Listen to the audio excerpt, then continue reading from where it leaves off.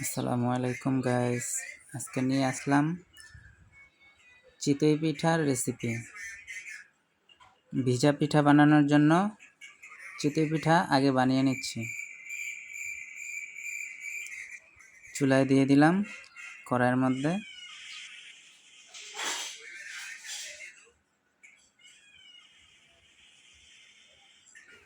দেখেন গাইস, পিঠা কি সুন্দর হয়েছে, ফুলে ফুলে কত বড় হয়ে গেছে।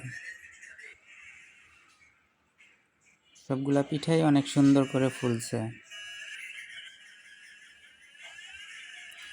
চুলায় দুধ বসিয়ে দিয়েছি গরম করার জন্য। এদিকে শিরা গরম করে নিচ্ছি। পিঠাগুলো শিরার মধ্যে দিয়ে দিলাম।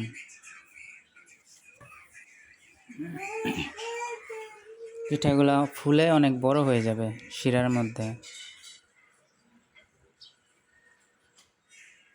শিরার মধ্যে খেজুরের গুড় দেওয়া আছে, ঘ্রাণটা অনেক সুন্দর।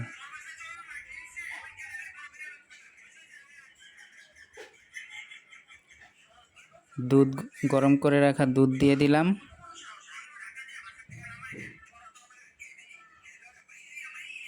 দুই কেজি দুধ গরম করে রেখেছিলাম, পুরোটাই দিয়ে দিলাম।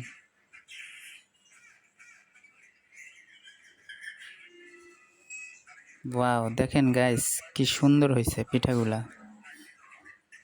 শীতের মধ্যে এরকম পিঠা খেতে অনেক মজা লাগে। নরম তুলতুলে হয়ে গেছে পিঠাগুলো,